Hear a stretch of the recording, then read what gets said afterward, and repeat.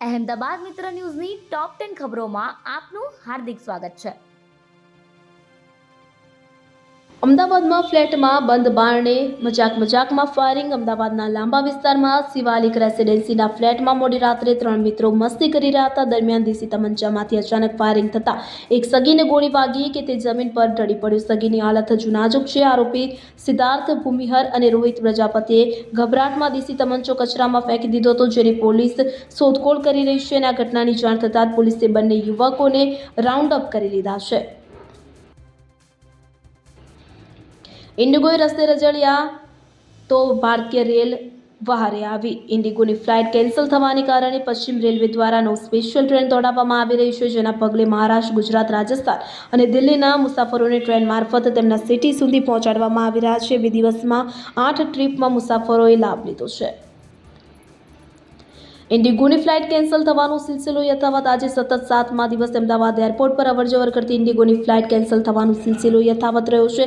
8 તારીખે રાત્રે 12 વાગ્યાથી 9 તારીખે બપોરે 12 વાગ્યા સુધીમાં અમદાવાદ અવરજવર કરતી 24 ફ્લાઇટ સહિત આજના દિવસની કુલ 35 ફ્લાઇટ કેન્સલ થતાં મુસાફરો પરેશાન જોવા મળ્યા। આજે અરાઇવલ 20 અને ડિપાર્ચર 15 ફ્લાઇટ કેન્સલ કરવામાં આવી છે।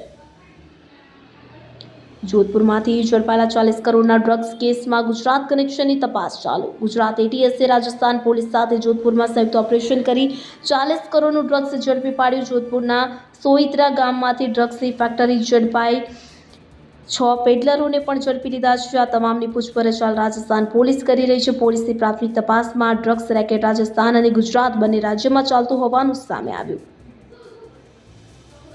રોડ ડ્રેનેજ લાઇન મુદ્દે ભાજપના મહિલા એમએલએ સામે સ્થાનિકોમાં રોષ। અમદાવાદના ભાજપના વધુ એક મહિલા ધારાસભ્ય પર સ્થાનિક લોકોનો રોષ ફાટી નીકળ્યો છે। શહેરમાં ઠક્કર બાપાનગર વિસ્તારમાં ભાજપના ધારાસભ્ય કંચનબેન રાદડિયા વિરુદ્ધ સ્થાનિક લોકો દ્વારા હાયના નારા લગાવવામાં આવ્યા હોવાનો વિડીયો સોશિયલ મીડિયામાં વાયરલ થયો છે। રોડ ડ્રેનેજ લાઇન અને વરસાદી પાણીની લાઇન નાખવા મુદ્દે સ્થાનિક લોકો દ્વારા એકત્રિત થઈને હોબાળો કરી હાયના નારા લગાવ્યા હતા। વિડીયોમાં સ્થાનિક લોકોએ આક્ષેપ કર્યો હતો કે ધારાસભ્ય કંચનબેન રાદડિયા સહિત ભાજપના કોર્પોરેટરો વિસ્તારમાં દેખાતા નથી।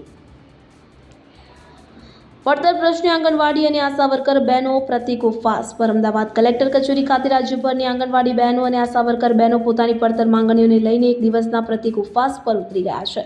નામદાર હાઈકોર્ટના ચુકાદા બાદ પણ લઘુત્તમ વેતન આપવામાં ન આવતા આંગણવાડી અને આશા વર્કર સરકાર સામે વિરોધ પ્રદર્શન પર ઉતરી ગઈ છે। છેલ્લા ઘણા સમયથી પડતર માંગણીઓની સરકાર પાસે રજૂઆત કરવા છતાં સરકારે માંગણીઓને સ્વીકારતા હવે આશા વર્કર બહેનો અને આંગણવાડી બહેનો રસ્તા પર ઉતરી આવી છે। વિનોદ ટેક્સટાઇલમાં ઇન્કમટેક્સ વિભાગની રેડ। ગુજરાતમાં આવકવેરા વિભાગનું સર્ચ ઓપરેશન ફરીવાર શરૂ કરવામાં આવ્યું છે। અમદાવાદમાં વિનોદ ટેક્સટાઇલમાં સર્ચ ઓપરેશન હાથ ધરવામાં આવ્યું છે। એક સાથે 35 સ્થળો પર સર્ચ હાથ ધરાતા ટેક્સટાઇલ સાથે જોડાયેલા ધંધાર્થીઓમાં ભય ફેલાયો છે। વિનોદ મિત્તલ અને તેમના ભાઈ સહિત 19 નિવાસ સ્થાને આવકવેરા વિભાગે દરોડા પાડ્યા છે। વહેલી સવારથી આવકવેરા વિભાગના અધિકારીઓની રેડ શરૂ થઈ છે। દર્દી બનીને આવેલા ગઠિયાઓએ ક્લિનિકમાં ચોરી કરી। અમદાવાદમાં ઇન્કમટેક્સ પાસે આવેલા એક ખાનગી ક્લિનિકમાં 2 ગઠિયાઓ દર્દી બનીને આવ્યા હતા કે જે પૈકી એક કમરનો દુખાવો છે કહી ડોક્ટરને બતાવ્યું। બાદમાં ઘડિયાળ સરસ છે કહીને ડોક્ટર અને તેમની પત્નીની નજર ચૂકવીને 5 લાખની ચોરી કરી લીધી હતી। ચોરીની સમગ્ર ઘટના સીસીટીવી કેમેરામાં કેદ થઈ છે। ઝોન 1 એલસીબીએ ચોરી કરનાર બંને ગઠિયાઓની ધરપકડ કરી।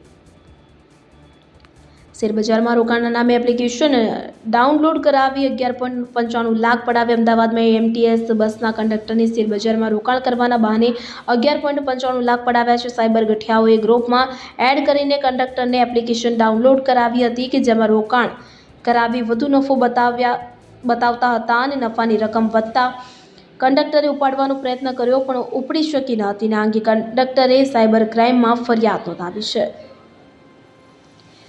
ખ્યાતિ હોસ્પિટલ કેસમાં ડોક્ટર પ્રશાંત વજીરાણીને જામીન આપતી હાઈકોર્ટ। ખ્યાતિ હોસ્પિટલ કેસમાં આજે ગુજરાત હાઈકોર્ટે આરોપી ડોક્ટર પ્રશાંત વજીરાણીને જામીન આપ્યા છે। તેને એડવોકેટ અજજ મુરજાણી મારફતે હાઈકોર્ટમાં જામીન અરજી દાખલ કરી હતી। હાઈકોર્ટ દ્વારા ટ્રાયલ કોર્ટમાં ટ્રાયલ ચલાવવામાં વિલંબ થઈ રહ્યો હોવાથી આ જામીન આપવામાં આવ્યા છે। ઉલ્લેખનીય છે કે ટ્રાયલ કોર્ટમાં રાજશ્રી કોઠારી, રાહુલ જૈન વગેરે આરોપીઓએ ડિસ્ચાર્જ અરજી ફાઇલ કરી છે।